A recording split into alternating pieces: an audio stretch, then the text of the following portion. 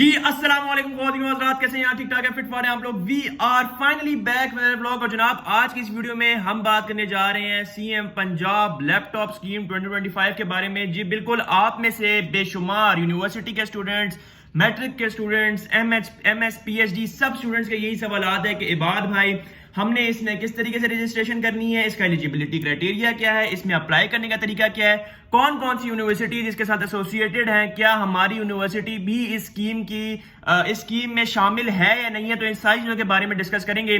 और सबसे बड़ी बात कि कितने लैपटॉप्स इस स्कीम में यानी कि सीएम पंजाब 2025 लैपटॉप स्कीम में डिस्ट्रीब्यूट किए जाएंगे। सो ये सारे सवाल के जवाब आज की इस वीडियो में मैं आप लोगों को देने जा रहा हूं। अभी तक वीडियो को लाइक नहीं किया ना, वीडियो को लाइक कर दो, चैनल को सब्सक्राइब कर दो और बेल आइकन को प्रेस लाजमी तो आप कर लेना। तो सबसे पहले हम बात करते हैं कि जनाब सीएम पंजाब लैपटॉप स्कीम 2025 में total amount of laptops collectively जो कि आप लोगों को डिस्ट्रीब्यूट किए जाएंगे वो कितने हैं। So there are basically 1 lakh और 100,000 लैपटॉप्स, 1 लाख लैपटॉप्स आप लोगों को डिस्ट्रीब्यूट किए जाएंगे, आप लोगों तक पहुंचाए जाएंगे।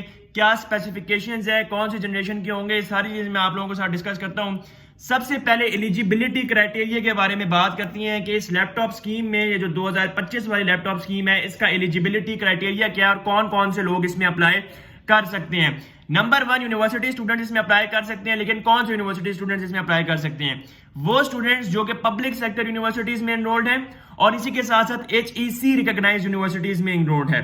दो यूनिवर्सिटीज की रिकॉग्निशन की निस्बत आप लोग अप्लाई कर सकते हैं। पहली, या तो आप पब्लिक सेक्टर यूनिवर्सिटी में एनरोल हो, दूसरी या तो आप HEC रिकॉग्नाइज्ड इंस्टीट्यूशन या ऑर्गेनाइजेशन में एनरोल हो। पहली बात। दूसरी बात यह कि फर्स्ट सेमेस्टर में हो या सेकंड सेमेस्टर में हो, सही है, फर्स्ट ईयर या सेकंड सेमेस्टर में होना जरूरी है। इसके अलावा आप लोग नहीं पार्टिसिपेट कर सकते और इसमें अप्लाई नहीं कर सकते। तीसरी बात, अगर स्टूडेंट मास्टर प्रोग्राम में भी है तो वो खाली फर्स्ट सेमेस्टर में होना चाहिए, सही है, तभी वो अप्लाई कर सकेगा। अब यहां पर आती है मार्क्स की बात और CGPA की बात। मिनिमम CGPA जो है वो आपका 2.5 होना चाहिए। एलिजिबिलिटी क्राइटेरिया के लिए मिनिमम CGPA 2.5 होना चाहिए, सही है जी। और जो आपके FSC के मार्क्स होने चाहिए, जो एनुअल एग्जाम जो आप दे के गुजरे हैं, जिसकी बिनिस्बत पे आपको या जिसकी बेस पे आपको यूनिवर्सिटी में एडमिशन मिला है, वो आपके 65% होने चाहिए। सो ये मेन जो एलिजिबिलिटी क्राइटेरिया की जो बेस है वो आपके पास ये है कि आपके 65% मार्क्स होने चाहिए और इसी के साथ साथ ये कि आपका CGPA 2.5 होना चाहिए या उससे ज्यादा होना चाहिए। और इसी के साथ साथ मोस्ट इंपॉर्टेंट कि आप अगर तो MS कर रहे हैं तो फर्स्ट सेमेस्टर में हो और अगर आप जो है वो BS कर रहे हैं तो आपका सेकंड सेमेस्टर होना चाहिए। सेकंड सेमेस्टर तक के लोग कर सकते हैं, फर्स्ट या सेकंड सेमेस्टर के, ठीक है। अच्छा, इसी के साथ साथ मैट्रिकुलेशन यानी कि मैट्रिक में जिन्होंने टॉप 100 पोजीशन होल्डर्स जो हैं, जो स्टूडेंट्स हैं, उन लोगों को भी इसमें फायदा हो सकता है और वो भी इसमें से पार्टिसिपेट करके फायदा उठा सकते हैं। अब यहां पर ये चीज मैं आप लोगों को बता दूं कि जो टॉप 100 पोजीशन होल्डर्स हैं वो हर प्रोविंस से देखे जाएंगे और हर प्रोविंस से देखे जाने के बाद उनको जो है वो क्या किया जाएगा, डिस्ट्रीब्यूट किया जाएगा on the basis of merit, सही है।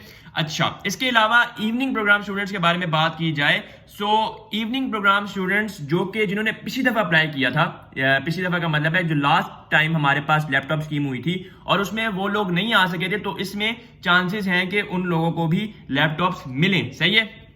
वर्चुअल यूनिवर्सिटी का बहुत लोगों का सवाल है कि बाद में वर्चुअल यूनिवर्सिटी के स्टूडेंट्स हैं, क्या हमें मिलेगा या नहीं मिलेगा। तो इंपॉर्टेंट नोट जो उन्होंने in the form of statement बताया है, मैं वो आप लोगों को एग्जैक्ट पढ़ के सुनाता हूं। और उन्होंने ये बताया है कि the students from virtual universities are under consideration and updates will be announced soon. जिसका मतलब है कि अभी कुछ भी नहीं कहा जा सकता कि क्या वर्चुअल यूनिवर्सिटी वाले स्टूडेंट्स को लैपटॉप्स में पार्टिसिपेट करने की इजाजत है या नहीं है, अभी बीच की राय है, सही है जी। और अभी ये चीज अंडर कंसिडरेशन है। अब बात करते हैं कि हमने इसमें अप्लाई कैसे करना है। सबसे पहले तो ये कि यूनिवर्सिटी का इसमें रोल क्या होगा। यूनिवर्सिटी का इसमें रोल ये होगा कि यूनिवर्सिटी आपके जितने भी एलिजिबल स्टूडेंट्स हैं उनका डाटा इकट्ठा करेगी। वही वाला काम होगा जो पिछली दफा हुआ था 2023-2024 में कि फोकल पर्सन एसोसिएट किए जाएंगे आपकी यूनिवर्सिटी में और आपने सारी इंफॉर्मेशन उन फोकल पर्सन को देनी है। फिर डाटा वेरीफाई होके फॉरवर्ड किया जाएगा HEC यानी कि हायर एजुकेशन कमीशन को, सही है। और खुदारा मैं बार बार आप लोगों से बात कह के थक गया हूं कि जो फेक लिंक्स आते हैं कि भाई प्राइम मिनिस्टर यूथ प्रोग्राम हो गया या फिर आपका ये सीएम पंजाब लैपटॉप स्कीम हो गई, इसमें आप ये लिंक पे क्लिक करें तो आपको लैपटॉप मिल जाएगा। इन लिंक से अवॉइड किया करें, ये सारा कुछ स्कैम होता है और सारी आपकी पर्सनल इंफॉर्मेशन जाया हो जाती है और चली जाती है। तो ये चीज आप लोगों ने लाजमी तौर पर याद रखनी है। रजिस्ट्रेशन का प्रोसेस कुछ ही दिनों में स्टार्ट होने जा रहा है। Registration is not officially started yet, लिहाजा जो लोग लिंक्स भेज रहे हैं ना उनको बता दो सीधा, अभी तो रजिस्ट्रेशन स्टार्ट ही नहीं हुई, तुम कहां से लिंक्स भेज रहे हो। सही है। अब डिस्ट्रीब्यूशन किस तरीके से होगी, बात सारी ये आती है डिस्ट्रीब्यूशन किस तरीके से होगी। देखो सबसे पहले तो ये कि डिस्ट्रीब्यूशन, एक तो कहा यह जा रहा है कि हर यूनिवर्सिटी में प्रॉपर डेडिकेटेड सेरेमनी कंडक्ट की जाएगी हर यूनिवर्सिटी में, और उसी यूनिवर्सिटी में जब सेरेमनी होगी तो उस सेरेमनी के दौरान आप लोगों को ये लैपटॉप डिस्ट्रीब्यूट किए जाएंगे। लेकिन ये जो लास्ट टाइम हमारे पास लैपटॉप डिस्ट्रीब्यूशन हुई थी, पीएम लैपटॉप डिस्ट्रीब्यूशन जो शहबाज शरीफ साहब ने करवाई थी, वो जो थी हमारे पास उसमें कोई ऐसा सेरेमनी कंडक्ट नहीं हुई थी। हाँ, यूनिवर्सिटी वालों ने जो है वो आप लोगों को खुद ही दे दिए थे, ऐसा कोई नहीं है कि कोई एक फंक्शन कंडक्ट हुआ था, इस तरह का कोई सीन नहीं हुआ था। अच्छा, लैपटॉप्स के फीचर्स क्या हैं, बड़ा इंपॉर्टेंट सवाल भाई, लैपटॉप्स में क्या फीचर है, कौन सी जनरेशन दे रहे हैं, क्या हिसाब किताब है। सो 13th जनरेशन लैपटॉप्स के प्रोसेसर्स दे रहे हैं। लास्ट टाइम मेरा ख्याल है 11th जनरेशन दिया था लेनोवो का, इस दफा 13 जन दे रहे हैं, और इसमें वो ये कह रहे हैं कि भाई प्री इंस्टॉल्ड एजुकेशनल सॉफ्टवेयर वगैरह होंगे, ये चीजें पहले की उसमें होती हैं। अब यहां पर मैं आप लोगों को बता दूं कि इसमें दो मेजर रिसोर्सेज हैं जो कि सारा काम करेंगे। एक तो एचईसी करेगा जो कि हायर एजुकेशन कमीशन है, और दूसरा आपकी रिस्पेक्टिव यूनिवर्सिटीज करेंगी और पोर्टल्स करेंगे यूनिवर्सिटी के जो आप लोगों को बताने में हेल्प करेंगे कि यार आपका नाम आया है या नहीं आया। Most asked question, are private university students eligible? तो प्राइवेट यूनिवर्सिटी स्टूडेंट्स के लिए ये स्कीम नहीं है, therefore the private university students are not eligible for this criteria. सही है। आपकी यूनिवर्सिटी या तो पब्लिक सेक्टर की होनी चाहिए या फिर HEC recognised, higher education commission recognised university होनी चाहिए, नंबर 1। दूसरी बात यह कि क्या मैट्रिकुलेशन वाले स्टूडेंट्स लैपटॉप्स ले सकेंगे?